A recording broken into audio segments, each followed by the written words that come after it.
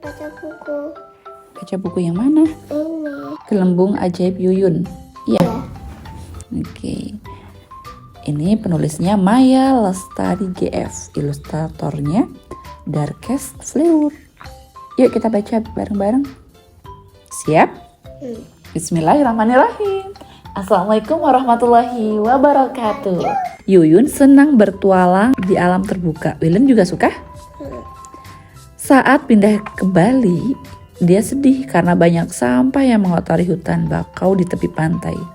Ternyata semua sampah itu berasal dari hotel-hotel terdekat. Namun para pengelola hotel tidak peduli, padahal sampah-sampah itu merusak keindahan alam hutan. Dan kalau kita tidak memelihara lingkungan dari sekarang, anak cucu kita tidak akan bisa menikmati lingkungan yang bersih saat mereka besar nanti. Yuyun Ismawati. Semua bisa jadi pembaharu. Nih, Gelembung Ajaib Yuyun. Sejak kecil, Yuyun suka memperhatikan hal-hal unik di sekitarnya. Misalnya, Yuyun suka memperhatikan nenek melipat sampah plastik. Menurutnya itu keren. Pernah nggak? Kembang sekarang udah bisa. Udah bisa. Oh, iya, melipat sampah plastik. Yuyun suka menjelajahi ladang, sawah, dan hutan. Kakak juga suka nggak? Pergi kemana? Main ke sawah, ke hutan suka? Kalau aku anak alam. Oh iya, anak alam. Si anak alam. Yuyun juga suka melihat nenek menaruh sampah sisa makanan dalam lubang tanah.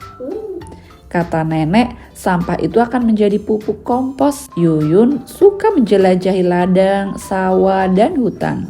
Dia tidak hanya memperhatikan pepohonan, tetapi juga hal-hal kecil yang ajaib.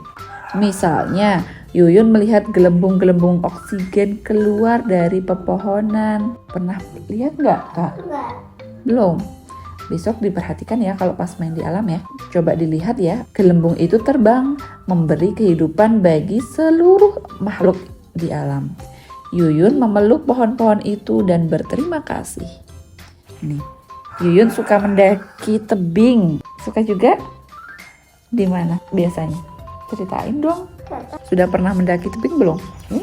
Udah pernah. Aku tuh udah pernah. Ini di sekolah ada nggak, Kak? Ini di Ada. sekolah ada nggak? Ada. Pernah naik ini? Pernah lihat panjat? Kelas berapa waktu naik tebing gini? Satu. Mendaki Nah, tuh. sampai sekarang. Oh, masih sering juga ya? Tapi pakai tali di Amanun, pakai pengaman. Oh iya betul, sama dong ya. Kayak Yuyun ya. Dari atas tebing dia bisa melihat keajaiban yang lain. Hutan dan sungai indah terhampar membuat dadanya berdebar. Aku akan melakukan apa saja untuk menjaga ini semua, tekad Yuyun. Nih, tebingnya tinggi Kak, panjat tebingnya tuh. Saat Yuyun dewasa, dia pindah ke Bali. Di sana dia melihat sesuatu yang tidak biasa. Sampah-sampah terlihat bertumpuk di hutan bakau. Yuyun ingin tahu penyebabnya. Ternyata sampah itu berasal dari hotel-hotel. Para peternak babi membeli sampah sisa makanan itu untuk memberi makan babi. Lalu sisa sampah plastiknya mereka buang di hutan bakau. Yuyun kemudian menemui para peternak babi. Pekerjaan memungut sampah itu berat, kata Yuyun. Bapak-bapak seharusnya dibayar oleh hotel, bukan malah membeli sampah itu. Lalu kami harus bagaimana? Tanya peternak babi. Saya punya rencana, ujar Yuyun. Apa nih kira-kira ya rencananya? Coba kita cari tahu yuk. Yuyun lalu mengatur pertemuan dengan para manajer hotel. Dia meminta pihak hotel untuk mengelola sampah mereka sendiri. Namun, para manajer itu tidak mau. Mengapa kami harus membayar mahal untuk membuang sampah? Tanya seseorang. Cukup serahkan saja pada peternak babi. Masalah selesai, kata yang lain. Rencana itu tidak berhasil. Apa yang harus Yuyun lakukan? Enggak tahu. Yuyun punya ide.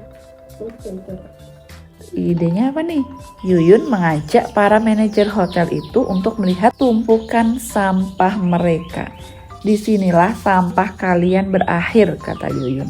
Lihatlah anak-anak itu, apa kalian mau sampah menjadi sumber penyakit bagi mereka? Para manajer itu terkejut dan merasa malu. Mereka kemudian setuju dengan rencana Yuyun. Setiap bulan mereka membayar para peternak babi untuk mengangkut sampah. Para peternak itu kemudian memilih sampah, sisa makanan diberikan oleh ternak. Sampah plastiknya akan didaur ulang. Cara itu berhasil. Lama-kelamaan sampah menghilang dari jalan dan hutan bakau. Anak-anak bisa bermain dengan riang. Nih, senang banget kan? Mereka seperti aku saat kecil, bebas bermain di alam tanpa cemas dengan sampah, pikir Yuyun dengan gembira.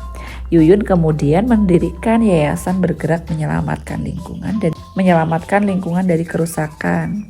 Atas perjuangannya pada tahun 2009 mendapatkan penghargaan tertinggi untuk orang yang berjuang di bidang lingkungan hidup.